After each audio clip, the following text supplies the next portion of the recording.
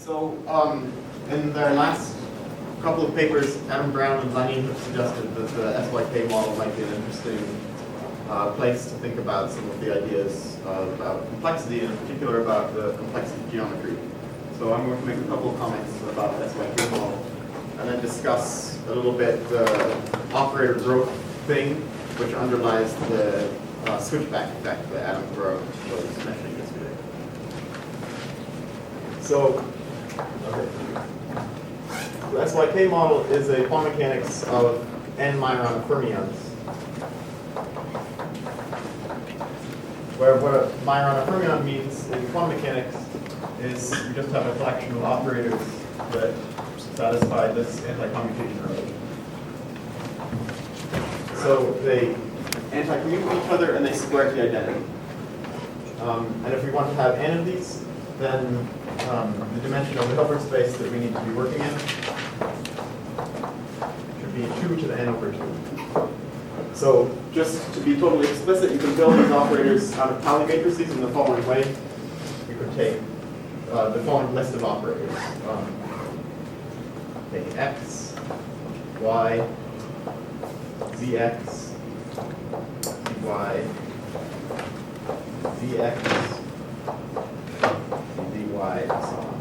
And actually we have to multiply these by 1 over square root of 2, but this is one way of realizing this algebra. Okay, so the SYK system is defined by an ensemble of Hamiltonians. And the Hamiltonians that we take are a sum of all possible 4 fermion interactions.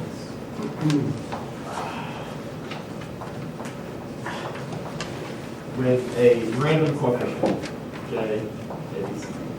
So really the Hamiltonian isn't, well, the SYK model isn't a single Hamiltonian, it's an ensemble of Hamiltonians. But I like to think about it where we pick one element of the ensemble, and then we have an honest Hamiltonian with some sort of random looking coefficients that are these J's here. How random? Okay, so to define the ensemble, I have to tell you what the statistics are for these J's. So that's one, well, yeah, the thing that's normally done is to take these J's to be Gaussian distributed with mean 0 and with variance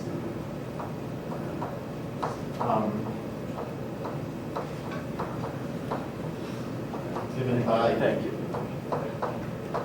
this expression. So in this sense, totally random.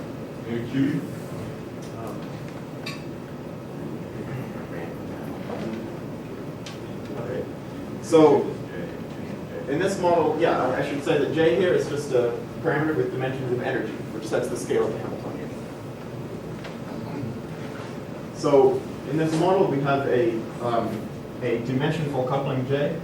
So to make a dimensionless measure of the strength of interactions, we can take the inverse temperature beta and multiply it by J. The interesting physics in the model is when this parameter is large. Well, okay, the most interesting physics when this parameter is large. So we can either think about this as a low temperature limit where beta is very large, or a strong coupling where J is large. It doesn't make any difference. This is the only dimensionless model. Actually, the interesting physics is when both this quantity is large and is large. So the number of fermions is large. So the first observation, which was made about a model similar to this one, was by Sachdev and Ye. And an important follow-up work by Barclay and George, where they showed that the 2-point function of fermions in this limit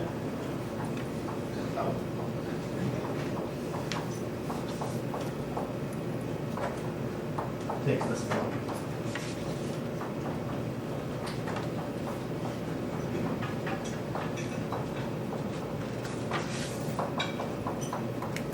And this is the form that you would expect in an SL2R invariant, like a sort of conformal quantum mechanics in one dimension. So this motivated some interest in the model. And a couple of years ago, Kitaev introduced this simplified version with Majorana fermions, and he went a little farther and gave some analysis of the 4-point function. And his analysis of the 4-point function showed that there was a contribution there that looked like a gravitational contribution. that stimulated a lot of additional interest in the model, including some work with Malacena, where we sort of elaborated on some of Kitaev's observations. Okay. So, yeah, I should also mention that it will be important for this talk that there is a obvious generalization of this model that you can make, where instead of having 4 fermions in this interaction, you have Q fermions in the interaction. That changes a little bit the power of n that we have here. At the end, the Q minus 1 instead of n cubed. But you have the same form as the temperatures in that model. Magnus, can you elaborate what were the gravitational properties? Yeah, I actually will do that. So, yeah, that has to do with the following fact. The following fact is the low energy theory of this model.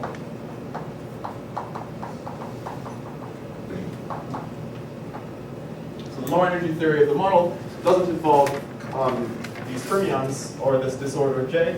It's a theory for a field phi, a bosonic field, which is a map from the circle to the circle.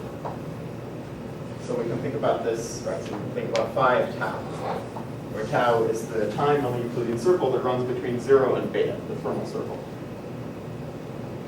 And the action for this theory is sometimes called the Schwarzian action. It looks like this.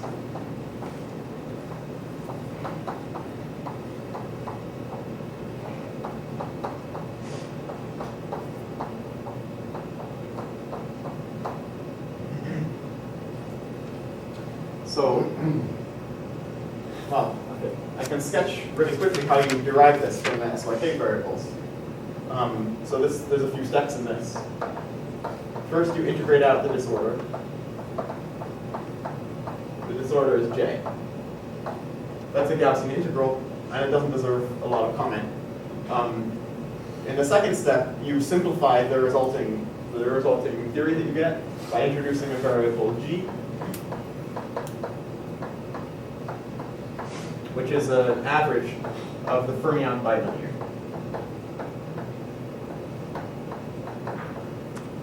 Okay? And in the third step, so we use this to simplify the action that you get after integrating over the disorder. In the third step, you integrate out the fermions, which now appear in a simple way using this after we use this equation. And then we get a theory just for this, well, I'm simplifying slightly, but let me just say we get a theory just for this variable G, which looks like a path integral over G of some action.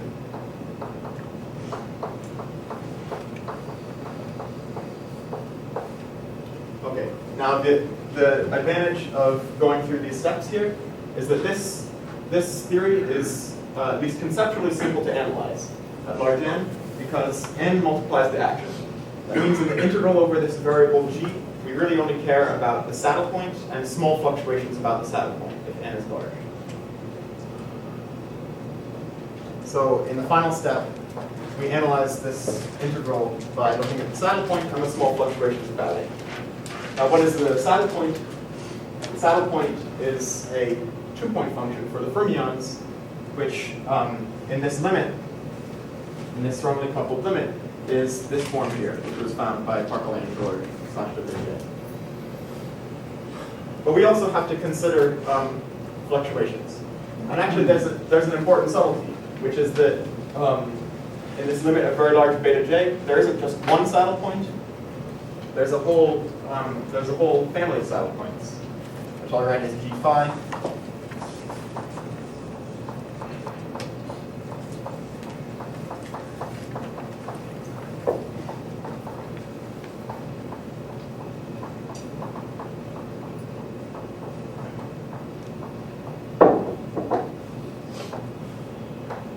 What these saddle points look like are reparameterizations of this original, of this saddle point here. And if you evaluate the action, okay. So it looks like our our attempt to do a saddle point approximation here sort of failed because we found a whole continuous infinity of these saddle points. And in the exact large beta J limit, we find that these all have exactly the same action. And so in the integral over G, we'll have an integral over this parameter 5 tau, which will be completely unconstrained. So there will be very large fluctuations in this 5 tau. So our attempt to analyze this by saddle point approximation failed slightly. So what you have to do is you have to back off this limit of large beta J slightly and evaluate the action at order 1 over beta J. Not at order 1, but at order 1 over beta J. And then you find this action for the field phi. So this is where this low energy action comes from. You notice that it's proportional to n, because here the whole action has an n in front of it. It's also proportional to 1 over beta J. What reflects the divergent term is constant? What divergent term? The first term that was unconstrained. Yeah, that was just 0. So we were evaluating the action for phi, and we find 0 at order 1. Oh, I see. And then we find this expression at order 1 over beta J. So you'll notice that, that if beta J is large, then this action is sort of surprisingly small. The coefficient here is surprisingly small, which means that the fluctuations in phi are surprisingly large. And that's the reason why this is the important part of the theory at low temperatures. There's one final thing which I should say, which is sort of obvious from this derivation, which is that the variable that we should think about integrating over in this low energy theory isn't really 5 tau. It's 5 tau up to a SL2R transformation that preserves this form. So this is something that's familiar in thinking about Goldstone bosons, where the Goldstone boson is a field not in the space of the original group that was broken, but it's in the group modulo the subgroup that's preserved. So we should think about phi as a Goldstone boson, and the subgroup that preserves this form as the subgroup that's preserved. That's SL2R. So, well, this sounds like a sort of random technical point, but it will be important in a moment. So that's why I'm emphasizing it. We should integrate in this theory over phi. Really be thought of as an element of diff S1, the diffeomorphisms of a circle, mod SL2R. So now I can answer Dorit's question, which is, what does this have to do with gravity and the statement that there's a part of the four-point function that has something to do with gravity? And that's connected to the following fact. This action here, this low energy theory, the Schwarzian action, is exactly the same theory as a simple theory of dilettante gravity in 2 dimensions. So the important part of this model at low temperature is, well, you can say that it's a theory of gravity in 2 dimensions. It's a very simple theory that turns out to reduce to a one-dimensional theory, which is this thing, but it has many of the features that gravity theories in higher dimensions have. And that justifies the statement that the SYK model contains this gravitational mode at low energies. Okay. Are there any questions about this? Okay, so I want to say something about this Schwarzian action, which has to do with chaos. So sometimes people talk about chaos by thinking about these out-of-time order correlation functions. And the Schwarzian action sort of gives us a slightly easier way to think about it in a slightly less precise way. So I want to explain that.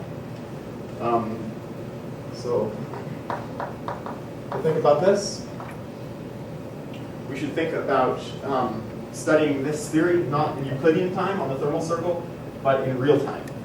So chaos is something that happens in real time, so we should think about this theory in real time. And let's imagine that n over beta j is large, so that the fluctuations in phi, although sort of surprisingly large, will actually still be small. So then we can expand phi by a saddle point as tau plus epsilon of tau. And then we'll continue to real time. So that instead of tau, we have IT. Okay, so we can expand this action and then continue to real time. And we get an action that looks like this.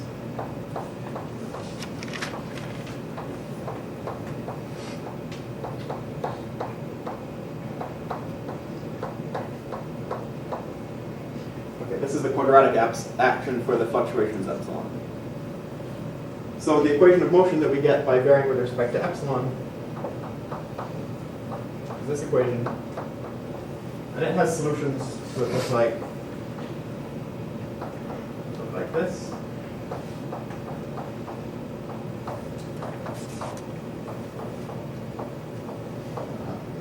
So this looks funny because we have solutions to the equations of motion that are exponentially growing in time. And normally this reflects an instability, and this would be a problem. It's related to the fact that this is a pretty funny action, this fourth derivative action. Okay. But this is why I wanted to mention this SL2R, because we shouldn't think about phi as, well, we can think about this as having a gauge symmetry which acts on phi, which is actions of SL2R. And it happens that these exponentially growing terms here are, in some sense, pure gauge. So if we work out the effect of an SL2R transformation on epsilon, we find that we should identify epsilon with epsilon plus the following formula. So you can see that by picking these parameters b, we can cancel the exponentially growing terms either growing into the future or growing into the past. So this theory, it sort of has an instability, but sort of doesn't have an instability. And the reason that it doesn't is because of this SL2R transformation, the SL2R gauge symmetry. Okay, the reason that I'm saying this is because this sort of instability, sort of not instability, is the same thing that you have in classical chaos. This is chaos is sort of an instability, but it's sort of not an instability in the sense that like chaotic systems like baths of water don't explode. But we still do have something that's exponentially growing in time. And the structure is very similar to this. So, Sorry, can I unpack that a little bit? Like, if you just do a classic example, like particles separating on a hyperbolic plane or whatever, you don't gauge that away. Yeah, you don't gauge that away. So, yeah, this is a really good point. I'm not sure if they're just, sometimes these are called pseudo-tachyons where something grows, but it doesn't destabilize the whole system. well. It's still true that it grows. Yeah. I mean, this does lead to exponentially growing effects in certain quantities. Right. So these out-of-time order correlation functions. But the specific thing that you're mentioning, I think, is a really interesting point. And I'm not sure if it suggests that the analogy between this between this and classical chaos is imperfect, or whether it means that we should not think about this SL2R as exactly a gauge symmetry. I'm not sure about that. Okay. Part of my problem is nobody can see the bottoms of the Oh, okay. You write higher up? Okay, I'll try to write her up. Well, So, Douglas, can you say that like I mean it is SL2, it corresponds to like large gauge transformations, and then usually those are fixed with fixed boundary conditions, but like they're in the correlation function you're like turning on sources, which can somehow interplay with the large. I don't think that's quite right, but right? you're right that it has something to do with sources. Let me explain the point. Then well, you can repeat your comment if you don't feel satisfied. So I claim that these exponentially growing things do turn up in some observables. So one way to see that is, let's imagine that this is our system evolving forwards in time, and let's kick it at some time here. Now, if we kick it, then if epsilon was 0 beforehand, then that might turn on this exponentially growing mode, so that we have here epsilon is growing like e. Now, we could make an SL2R transformation to remove this exponential growth afterwards, but then we'll have something which is exponential beforehand. So we can't both remove the growing mode before and after. That means the following. Sorry, when you say growing, it's growing to the future or to the past after the gauge transformation? After this case, then we would have, well, actually here we have things that will be growing both in the future and the past. Okay. So I'm drawing here only the growing piece, but here the interesting, yeah. Okay. So now we can imagine looking at observables in this system. If we look at something just afterwards, or something just beforehand, then because we can remove this growing piece by an SL2R transformation, it won't be visible in those types of observables. But if we imagine looking at something that's sensitive to both before and after, then it will. And the out-of-time order correlation functions are exactly that. What they're doing is roughly comparing what would have happened to the system if we hadn't made the perturbation to what happened to the system when we did make the perturbation. And that's the type of thing that compares the two sides of this perturbation and is sensitive to the exponential growth. So we have exactly the same situation in classical chaos, where let's imagine that this is some trajectory for the system, and we make a perturbation at some time here. Then the new trajectory looks something like this. And for chaotic systems with many degrees of freedom, like a bathtub, then you wouldn't really be able to tell that by looking just afterwards that you were on this trajectory instead of that trajectory, unless you did an extremely careful measurement. But this instability shows up in these type of counterfactual things that Adam Brown was describing yesterday, where you compare what would have been to what actually happened. And, well, I was confused by how, whether classical chaos is an instability or not an instability, and I think it's really beautiful that this Schwarzian theory sort of has it displays sort of the same thing in this simple way. Yeah. So I have a question. Would all these instability go away if you study G instead of phi? Sorry? Would all these instability go away if you study G instead of phi? Oh, yeah, so this is a good point. So that depends on details. So, right, so G is SL2R in train. So it's unaffected by these, but we can imagine making a perturbation here and then studying a G which connects these two, where the two time arguments of G are before and after, and then it's sensitive to this effect. I'm not sure if that answered your question. Can you see that this is connected with causal commutators?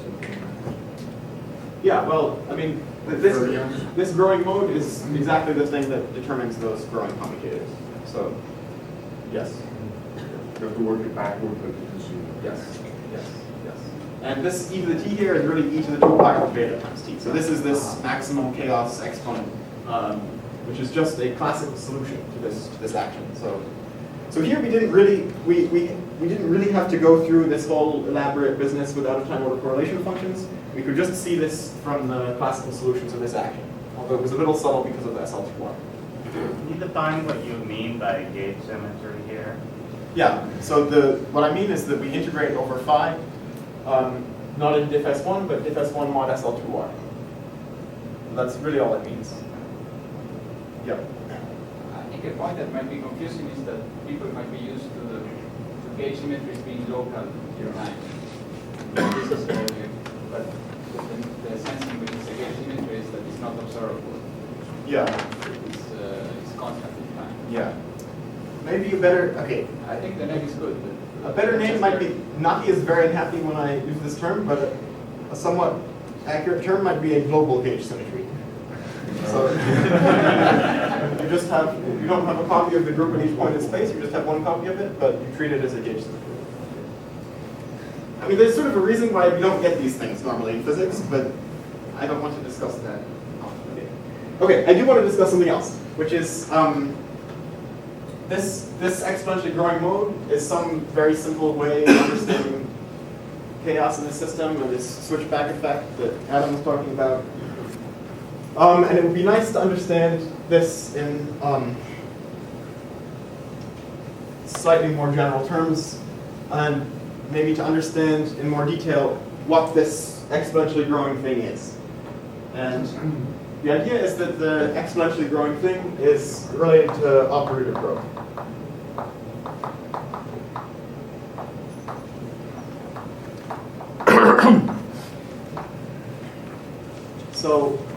So what do I mean by that? So let's imagine that we have one of these fermions, psi 1 of t.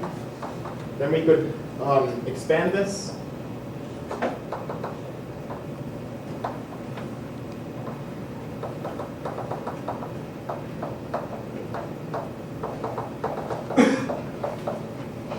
in terms of sum of products of the fermion operators. And the idea is that as time passes, the sort of weight in this expansion will move towards towards terms with more The fermions. size on the right will evaluate the t equals 0. Yeah. So yes, that's right. So these are just the original matrices that we had. These products of Pauli matrices, and yeah, that's right. So as time passes, the coefficients here become larger for more complicated and longer strings of these fermions. And what that does is it leads to this chaos effect. Basically, it's saying that acting with one fermion at time t has a big effect at time 0. Or, well, maybe it's more intuitive to interchange 0 with t. Acting with one fermion at one time is like has an effect with many fermions at another time. It can disturb the whole system at another time. Okay, so we could try to understand this by trying to understand the dynamics of these coefficients gamma. But that looks complicated because there's a lot of these things. I mean, the indices can take many values, so there's a lot of these coefficients gamma, and it's difficult to imagine getting a simple, a simple thing like this exponential growth in epsilon from that type of picture. So we can do something different, which is to use a different basis for these operators. So the idea is the following. So I'm going to, is there a colored chalk? This chalk here. Black There's some chalk. over there in the corner. Okay. Oh, there's a lot of colored chalk. While you're looking for the chalk, Yeah. how does it depend on the number of these things that you couple? In other words, presumably it doesn't happen for 2 or 3. It starts getting interesting for 4, and you said above 4. It doesn't happen for 2, 3 doesn't make sense, and it happens for 4, 6, 8, 10, and so on. Okay. Yeah. And the story looks the same, more or less. As far as this Effective goes, action. it's exactly the same. The only thing that changes is there's a number that you put here that depends on whether you started with 4 or 6 or 8. Because it would seem, given what we heard yesterday, that you would couple more things at each step, so to say, if you had 6, 8, etc. So Yeah. somehow the Lyapunov exponent would get bigger. It doesn't though. That's That's weird. yes, it's weird. I agree. As big as you can get. I agree. Intuitively, one would have thought that if we take this parameter to be very large, then you would have like an arbitrary, you would have a Lyapunov exponent that's proportional to that parameter. That's not what happens. Maybe we might be able to comment on that a little bit later, but let's see. Okay, so I'm going to try to illustrate a different basis of operators that we can use.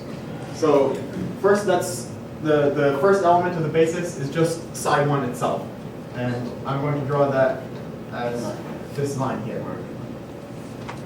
The next element of the basis is what we get by commuting the Hamiltonian with psi1.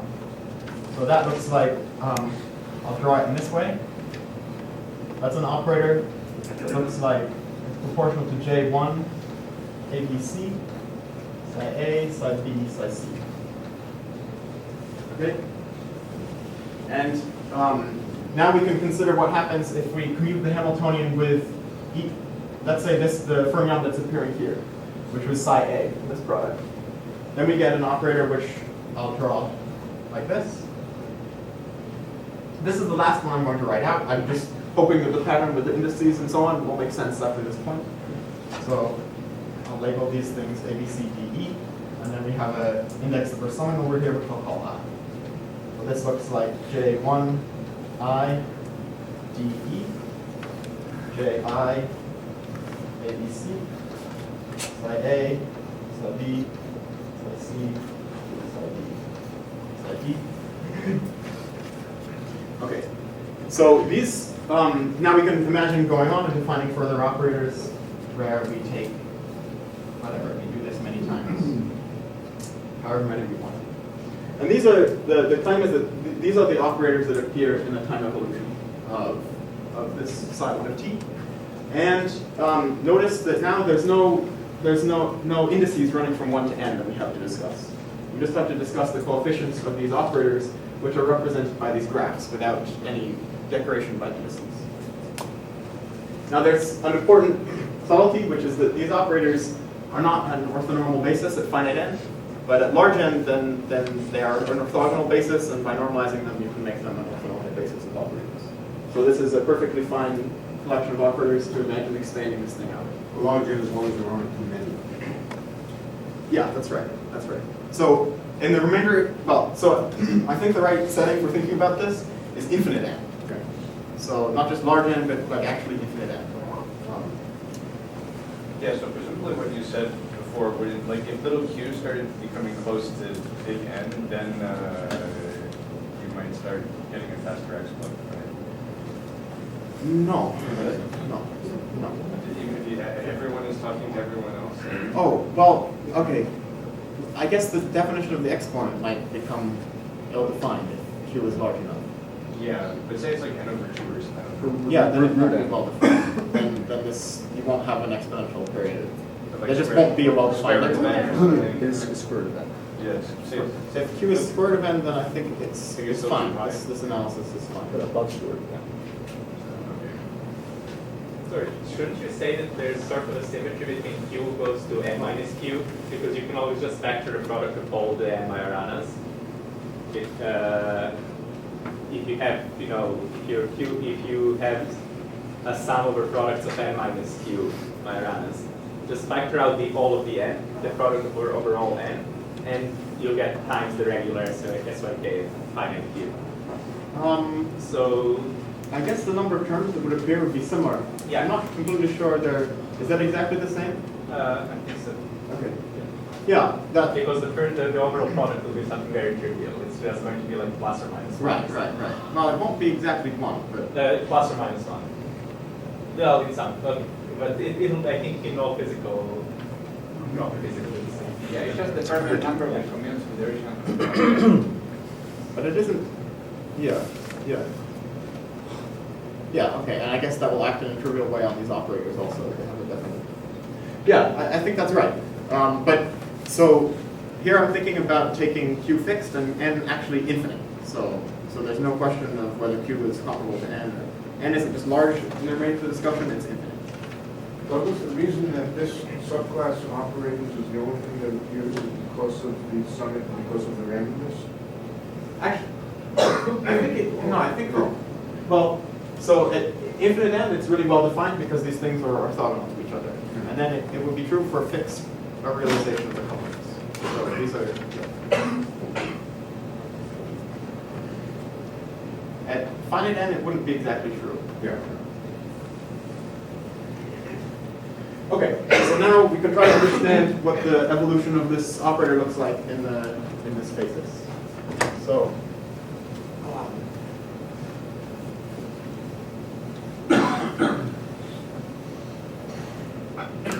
okay, so by commuting the Hamiltonian, we connect this operator with this operator. And by commuting with the Hamiltonian, we connect this operator with some other operators that look roughly like this. So we can imagine writing the evolution of this operator as a Schrodinger problem on a graph.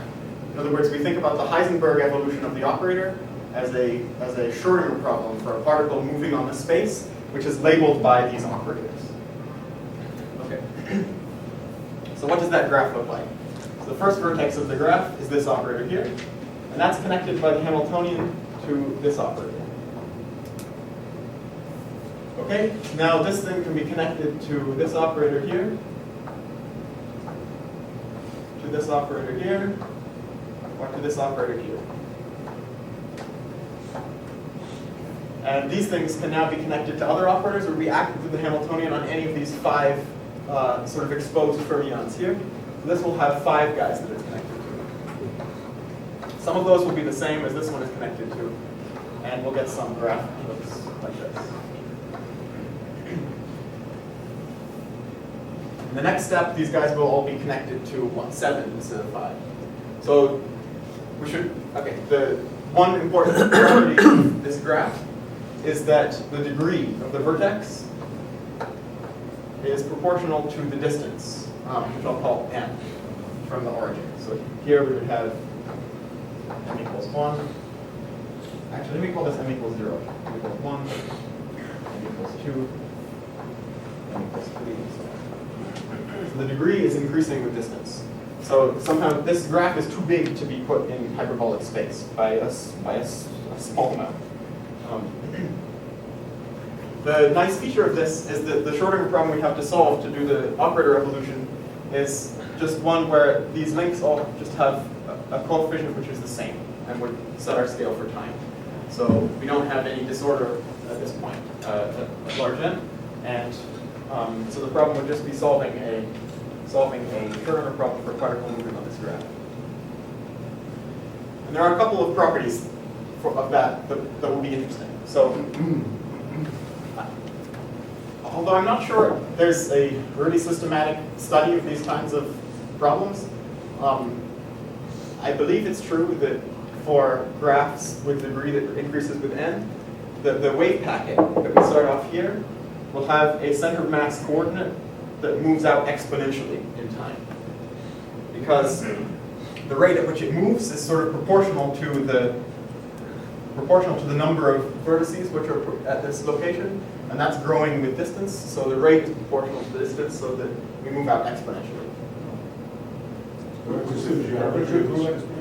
The curvature grows, well, it grows linearly in the distance from here.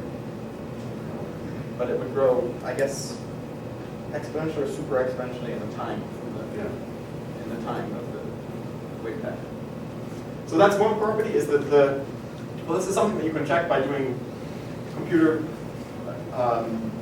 solution to this type of Schrodinger problem, that the center of mass moves out exponentially. But there's another thing which is interesting, which is that the return amplitude at this point decays exponentially. Neither of these two facts would be true if this was constant degree graph. There you would have a power decay here, and this thing would move out in some linear way instead of exponential. How does the width behave? Sorry? The width of the wave packet? The width of what? The wave packet. I think the width, I'm not completely sure about that. Well, I'll write down a wave function, and hopefully I'll write down a wave function in a minute, but we can return to that question then. So if the return amplitude falls off exponentially, this automatically implies that the spectrum isn't bounded below, right?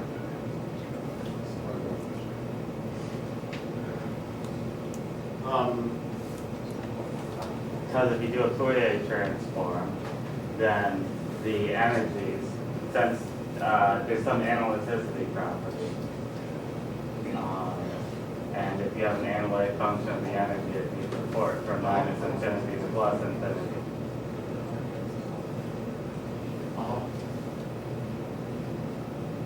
Yeah, I'm not sure about the spectrum. I don't know what the spectrum is for this graph. Doesn't that argument say that it's analytic at zero energy? No statement about it.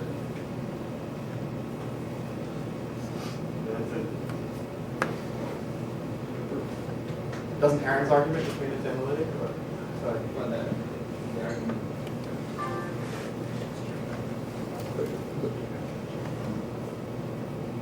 But an infinite n isn't also the width of the spectrum. I mean, Sorry? the tails of your spectrum, aren't they arbitrarily far out at infinite n? We're talking about a different spectrum probably than your imagining. Aaron's talking about the spectrum on this graph. I'm not sure about that, but Maybe you're okay with that, but I think yeah. it's Well, wrong. I mean, yeah, it's true that the return amplitude decays exponentially on this graph. That's actually something that you get just by solving the Schrodinger equation for the two-point function in the original model. So that's definitely true. And this is why there's no true exponential decay in most quantum mechanical systems. Well, but at infinite n, you can have actual exponential decay. Yeah, Alex. Aren't the wave functions of this just going to be like EI, ket, EJ, bra in this basis? So shouldn't it be bounded? Those are the operators that stay the same under time evolution. I don't know what EI and EJ are. Just how should I put this? Let me. I have 5 minutes left, so let me make 2 more comments, and then we can review this. So there's one model that I like for this, which actually appeared in the high energy scattering literature in the analysis of the VFKL equation, which I think represents a lot of what's happening in this operator evolution. The model is the following: you start out with some particle, and then it can decay, and then each of these particles can decay, and these can decay, and so on, with some constant probability per some Poisson process as a function of time. And then you can ask, what is the probability to have m particles at time t? And there's a very simple answer to that,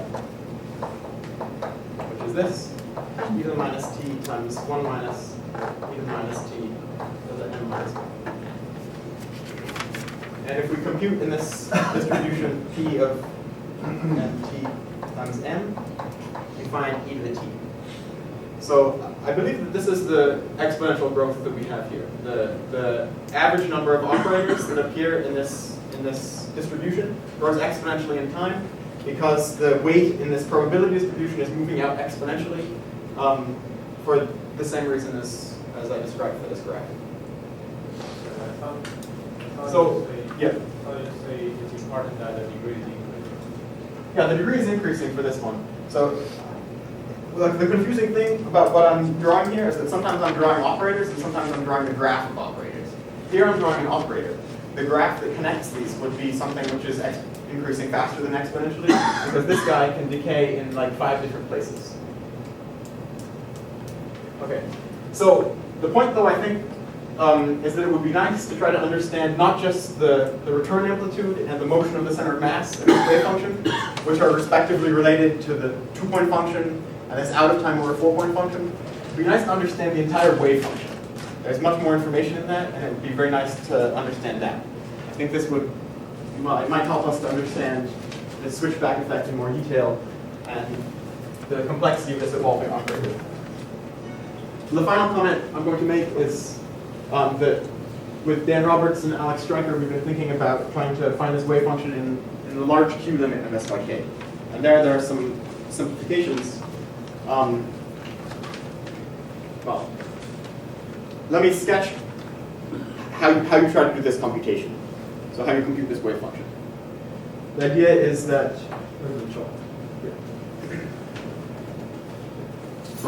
the idea is that the wave function, let's say the wave function for some operator as a function of time would be the trace of the initial operator times O. So we can compute this from the following type of diagram, where we put this operator here. For the simplest case, let me draw this operator. And then we start with a fermion, and we have graphs that look like this. I'll explain this a little better in a second. So these are actual propagators in the SYK model. More concretely, these would be mainly retarded propagators. And these orange lines here are not propagators. These are just index contractions that are labeling which operator we have. So these orange lines just represent this. And then we should decorate this diagram with all of the diagrams that happen in the SYK model at infinite n, which are these so-called mnemonic diagrams, where we add these types of decorations to all the propagators. Okay, so one point is that in the large Q model, these propagators are exactly computable. This was in the paper with Maldacena from last year. So we can write down these retarded propagators and, in principle, have some integrals to do to evaluate these wave functions. There's another complication though, which is that if you look not at this operator but at somewhat farther down the graph, there are different kinds of operators that can appear at large values of n. So a simple example of that would be these operators.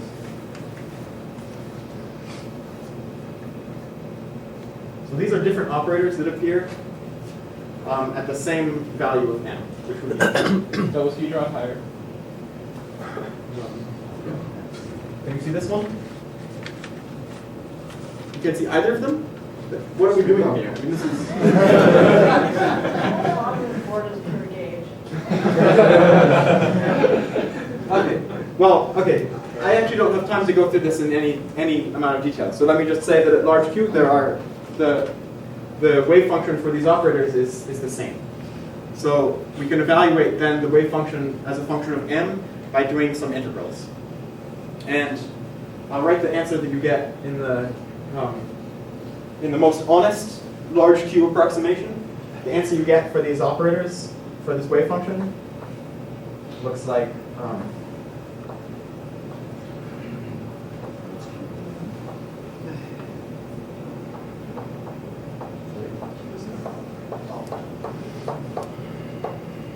it looks like this.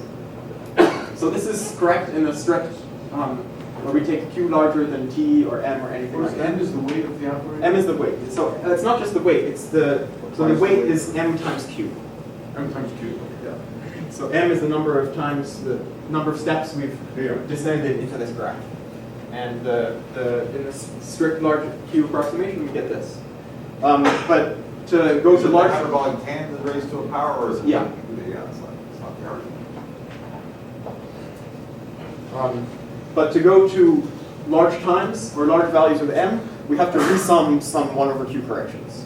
And so for example, resumming the large time corrections, we get an expression which is like this thing times a simple factor, which is 1 over cosh jt to the 2 over q.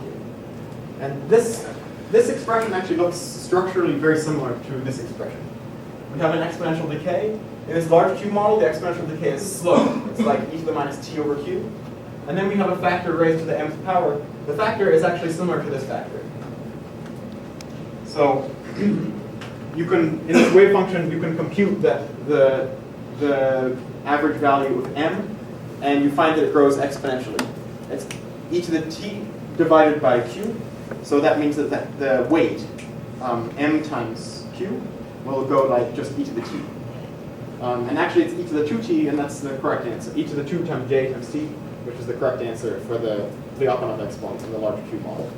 So, okay, so we can get, by thinking about these wave functions, we can understand this Lyapunov exponent. We can also understand the decay of the 2-point function, which is just psi for the original operator. But I think well, hopefully there's more to learn by thinking about the full wave function on this graph. Okay, I'm going to stop there. Thank you.